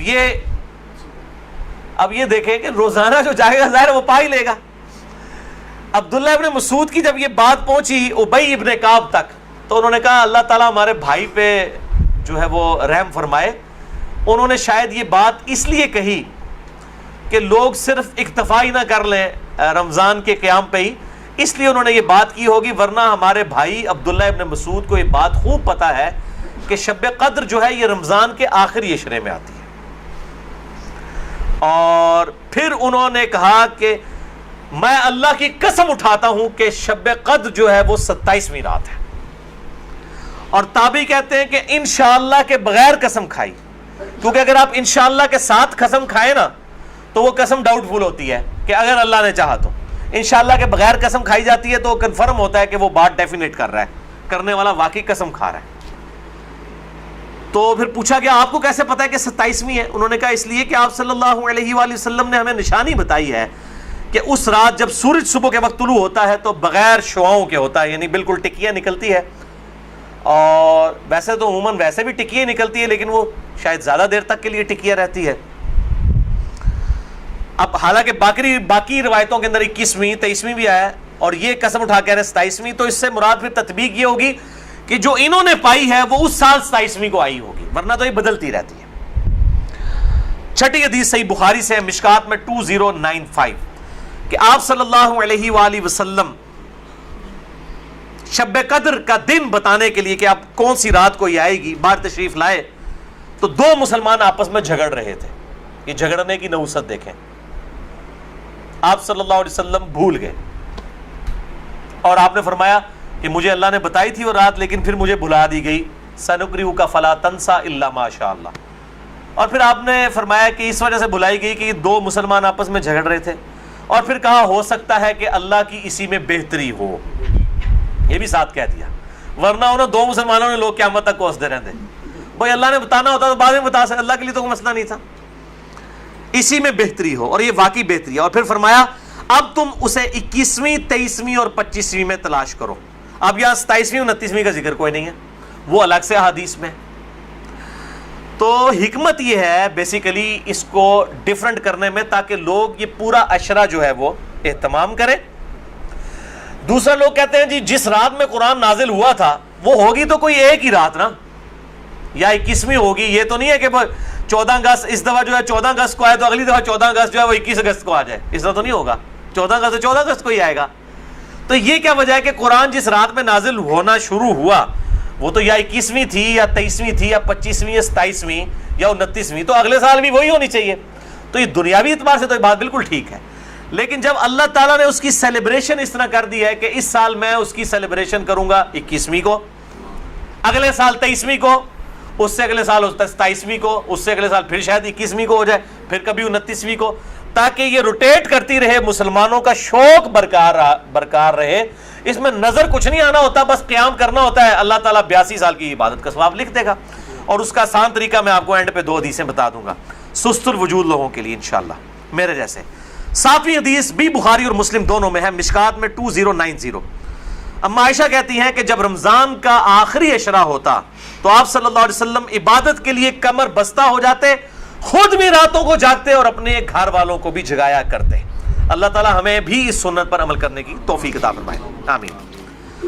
8ویں حدیث صحیح مسلم سے ہے، مشکات میں 2089. اما عائشہ رضی اللہ تعالیٰ عنہ کہتی ہیں کہ آپ صلی اللہ علیہ وسلم جس قدر رمضان مبارک کے آخری عشرے میں عبادت اور سخاوت والا معاملہ کرتے تھے، پورا سال کبھی ایسا نہیں کرتے تھے، اس آخری عشرے میں خصوصاً. 9ویں حدیث تو ہے ہی بالخصوص پرٹیکولرلی اعتکاف کے حوالے سے، اور اعتکاف بھی بیسیکلی شب قدر کی تلاش کے لیے ہوتا ہے. کم از کم وہ 10 دن مسجد میں ٹکا تو رہے گا نا. چلو ستے ہی لب گئی، مسجد ہی تو مل جائے گی نا انہوں شب قدر، اور کوئی نہیں تو لوگ فجر اور عشاء کی نماز جماعت سے پڑھا دیں گے. خراٹے لے رہے ہوں تو اعتکاف والوں کی تو ویسے ہی شام دائی ہوتی ہے بیچاروں کی، اعتکاف والوں کو تو رات کو بھی نہیں سونے دیتے، اور درس بھی مجبوراً بیچارے اعتکاف والوں کو ہی سننا پڑتا ہے. تو بخاری اور مسلم میں یہ حدیث ہے، مشکات میں 2097. اما عائشہ رضی اللہ تعالیٰ عنہ کہتی ہیں کہ آپ صلی اللہ علیہ وسلم رمضان کے آخری عشرے کا اعتکاف فرمایا کرتے تھے یہاں تک کہ آپ کی وفات ہو گئی. ہر سال اعتکاف کرتے تھے آپ صلی اللہ علیہ وآلہ وسلم. یہ سنت موقدہ کفایہ ہے، چند لوگ کر لیں تو باقیوں کی طرف سے ادا ہو جائے گی. اور پھر آپ صلی اللہ علیہ وسلم کی وفات کے بعد آپ کی بیویاں بھی مسجد نبوی میں اعتکاف کیا کرتی تھی. لیکن اسی کانٹیکسٹ میں بخاری مسلم میں حدیث ہے، ایک دفعہ آپ صلی اللہ علیہ وآلہ وسلم نے جو ہے وہ مسجد نبوی میں اعتکاف کے لیے خیمہ لگایا. کسی ایک بیوی نے آ کے خیمہ لگایا، پھر دوسری نے بھی وہ سوکن والا سلسلہ کرتے کرتے کئی خیمے لگے. آپ نے ساروں کے کھڑوا کے اپنا بھی کھڑوا دیا. اس سال آپ نے اعتکاف ہی نہیں کیا. پھر آپ نے اگلے سال صحیح بخاری میں آتا ہے 20 دن کا اعتکاف کیا، اور وہ آپ کا آخری سال تھا. تو آپ نے اعتکاف ہی نہیں کیا کہ یہ یعنی اللہ کی رضا کی خاطر اعتکاف کیا جائے، نہ کہ میری وجہ سے کہ میرے ساتھ ایک بیوی اعتکاف بیٹھی ہے پھر دوسری بھی، سب کے خیمے. اس سے یہ بات پتہ چلی کہ مسجد نبوی میں اعتکاف عورتیں کیا کرتی تھی، اور مسجد میں اعتکاف آج بھی مسجد نبوی میں اور بیت اللہ شریف میں اعتکاف ہوتا ہے. بہرحال اس حوالے سے میرا موقف تھوڑا اب لینیٹ ہو چکا ہے. اب جو پرفتن دور ہے جس کے اندر یہ موبائل کیمرے اور ویڈیوز اور سیکیورٹی تقریباً ختم ہو چکی ہے مسجدوں کی، اس صورتحال میں اگر عورتیں گھروں میں اعتکاف کر لیں تو اجتہاداً اس میں بھی کوئی حرج نہیں ہے، کیونکہ مسجدیں جو ہے آج کل عورتوں کے اعتکاف کے اعتبار سے خطرے سے خالی نہیں ہے. جیسا کہ یہ موبائل فون ہے، اور لوگوں کی اگلے دن بھی اخبار میں خبر آئی تھی، وہ تصویر کسی کی چڑھا دی، اس طریقے سے اس عورت نے خودکشی کر لی. اس قسم کے واقعات ہوتے ہیں. لہٰذا اس میں میرے خیال ہے اہل حدیث جو سختی کرتے ہیں وہ نہیں کرنی چاہیے. حنفیوں کا موقف مجھے مضبوط لگتا ہے، خصوصاً اس دور کے اعتبار سے. میں حرام نہیں کہہ رہا، مسجد میں بیٹھنا بہتر ہے، مسجد نبوی شریف میں جہاں پہ سیکیورٹی ہے بیٹھیں، لیکن ہمارے ملک کے اندر میں نہیں سمجھتا کہ سوائے چند ایک جگہوں کے اس طرح کی سیکیورٹی اویلیبل ہو. جہاں پہ ہو ضرور کریں. لیکن عورت نفلی روزہ اور اعتکاف اپنے خاوند کی مرضی کے بغیر نہیں کر سکتی، ذرا یہ ذہن میں رکھیے گا. 10ویں حدیث جامعہ ترمذی میں ہے، سنن نبی داؤد میں ہے، سنن ابن ماجہ میں، مشکات میں 2102. انس ابن مالک کا بیان ہے کہ آپ صلی اللہ علیہ وسلم رمضان کے آخری 10 دن میں اعتکاف فرمایا کرتے تھے، لیکن ایک سال نہ کر سکے تو اگلے سال 20 دن کا اعتکاف فرمایا. وہ ایک سال وہ بیویوں کی وجہ سے ہی نہیں کیا. اور صحیح بخاری میں 2099 نمبر حدیث ہے کہ جس سال آپ کی وفات ہوئی یہ 20 دن والا اعتکاف آپ صلی اللہ علیہ وآلہ وسلم نے اس سال کیا تھا جس سال آپ کی وفات ہوئی. اور اس بخاری کی حدیث میں الفاظ ہیں کہ اس سال پھر جبرائیل علیہ السلام کے ساتھ 2 دفعہ دورہ قرآن کیا. اور بخاری مسلم میں آتا ہے نا، جو سیدہ فاطمہ کے کان میں ایک بات کہی تھی کہ اس سال میرے ساتھ 2 دفعہ دورہ کیا جبریل نے، مجھے لگتا ہے کہ میری موت کا وقت قریب آ چکا ہے. تو وہ رو پڑی، اور پھر ایک اور بات کہی کہ تم جنتی عورتوں کی سردار ہو، تو وہ مسکرا پڑی.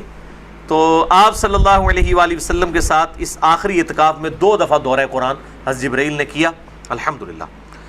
یہ تلک عشرۃ کاملہ 10 پوری ہوئیں. اب آخری 2 حدیثیں شارٹ کٹ گفٹ کے طور پر شب قدر کا آسان قیام پانے کے لیے. پہلی حدیث صحیح مسلم سے ہے 1491 اور مشکات میں بھی ہے 630.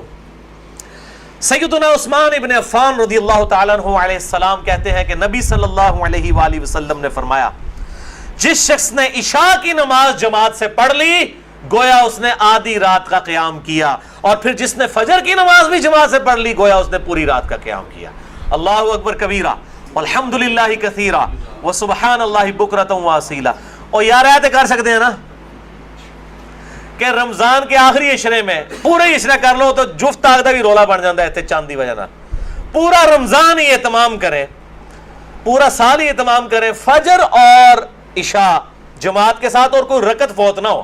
اگر ایک رکعت بھی فوت ہوگی تو وہ پاکستانی انڈیا بنگلہ دیش والی جماعت ہے، اللہ کے حضور وہ جماعت نہیں لکھی جاتی۔ جماعت اسی صورت میں ہے کہ آپ کی 4 کی 4 رکعتیں امام کے ساتھ ہو، سلام امام کے ساتھ آپ پھیریں گے، تو یعنی امام کے رکوع میں جانے سے پہلے آپ قیام کی حالت میں اس کے ساتھ مل جائیں سورہ فاتحہ پڑھ کے، تو آپ کو وہ 4 رکعتیں ملیں گی، اور فجر کی 2 رکعتیں اس صورت میں۔ تو عشاء کی نماز آدھا قیام اور فجر کی بھی، اور رمضان میں تو ویسے ہی اٹھنا ہوتا ہے، بڑا آسان ہے الحمدللہ۔ دوسری حدیث جامعہ ترمذی میں ہے 806، سنن ابن ماجہ میں 1327، ترمذی میں 806۔ یہ واحد حدیث ہے آج کے پورے لیکچر میں جو مشکات میں موجود نہیں ہے، میں نے ترمذی اور ابن ماجہ کا نمبر بتا دیا۔ ابو ذر غفاری رضی اللہ تعالیٰ عنہ کہتے ہیں کہ نبی صلی اللہ علیہ وسلم نے فرمایا جو شخص امام کے ساتھ قیام اللیل کر لے رمضان میں یہاں تک کہ امام سلام پھیر کر فارغ ہو جائے، یعنی تراویح پڑھانے کے بعد، تو اسے پوری رات کے قیام کا ثواب ملے گا۔ اگر کوئی اکیلا تراویح پڑھتا ہے اس کے لیے فضیلت نہیں ہے، یہ جو امام کے ساتھ تراویح پڑھ لینا عشاء کے ساتھ ہی، اس کو پوری رات کے قیام کا ثواب ملے گا۔ اچھا، یہ جماعت کی جہاں پہ باتیں ہو رہی ہیں یہاں پہ عورتوں کو استثناء حاصل ہے، عورتوں کے لیے واجب نہیں ہے کہ مسجد میں جائیں، چلی جائیں، اگر کر سکتی ہیں تمام ضرور کریں، ان کو گھر میں بھی اللہ تعالیٰ انشاءاللہ تعالیٰ اس حوالے سے ثواب عطا فرما دے گا۔ خصوصاً عورتیں پوچھ رہتی ہیں جی ہم کہاں سے یہ جماعت، ہم یہ آسان طریقہ، تو عورتوں کے لیے پھر اس حوالے سے آسانی ہوگی انشاءاللہ تعالیٰ۔ تو قیام اللیل اور تراویح کے حوالے سے مسئلہ نمبر میرا 20 ہے، وطر کے حوالے سے مسئلہ نمبر 130 ہے، اور آج انشاءاللہ یہ نیو 44 شب قدر شب برات کے حوالے سے ریکارڈڈ ہو گیا اللہ کے فضل سے۔ رمضان کا آلریڈی 53 ہے، لیکن میں انشاءاللہ اگلے 2 ہفتوں میں اسے 2 نشستوں میں ریوائز کر کے ریکارڈ کروا رہا ہوں انشاءاللہ ڈیٹیل کے ساتھ، 53A اور 53P مسئلہ کے عنوان سے انشاءاللہ تعالی۔ اور ان طاق راتوں میں صلاۃ التسبیح کا بھی اہتمام کریں۔ ڈیٹیل کے لیے مسئلہ نمبر ہے 91 میرا صلاۃ التسبیح کے اوپر، اب وہ آپ ضرور دیکھیں، کیونکہ صلاۃ التسبیح بہت بڑی عبادت ہے، تو قیام کرنا ہی ہے۔ اعتکاف والے لوگ ویسے ہی گپے مارتے رہیں اور جناب وہ فیس بک پہ بیٹھے رہیں، اس سے بہتر ہے کہ کم از کم ہر طاق رات میں صلاۃ التسبیح کا اہتمام کریں، جماعت کے ساتھ نہیں، انڈیویجول لیول کے اوپر۔ نفلی نماز جو ہے وہ جماعت کے ساتھ، اگر بغیر دعوت کے کبھی کبھار ہو جائے وہ الگ بات ہے، وہ ثابت ہے، بخاری مسلم سے ثابت ہے، لیکن یہ جس طریقے سے اشتہار بازی کی ہوتی ہے کہ فلاں مسجد میں صلاۃ التسبیح کی جماعت اتنے بجے ادا کی جائے گی، یہ چیز ٹھیک نہیں ہے۔ اگر بغیر اعلانیہ ہو، اعتکاف والے بیٹھے ہیں، اچانک ایک بندہ آگے ہوتا ہے، پیچھے لوگ نیت کر لیتے ہیں، اس کا جواز بخاری مسلم سے موجود ہے۔ میں نے اس کے اوپر جو ہے وہ اپنی جو کوسچن آنسر سیشن تھے، مسئلہ نمبر 110 ABCDEFGH، اس کے اندر میں نے یہ بیان بھی کیا ہے الحمدللہ۔ اللہ تعالیٰ سے دعا ہے جو حق بات میں نے کہی اللہ تعالیٰ ہمارے دلوں میں راسخ فرمائے، اگر جس بات میں میرے منہ سے کوئی غلط بات نکل گئی تو اللہ تعالیٰ ہمارے دلوں سے معاف کر دے، ہمیں کتاب و سنت کی تعلیمات پر عمل کر کے دوسرے بھائیوں تک پہنچانے کی توفیق عطا فرمائے۔ سبحانک اللہم و بحمدک، اشہد ان لا الہ الا انت، استغفرک و اتوب الیک، وما علینا الا البلاغ المبین۔ جزاکم اللہ خیرا۔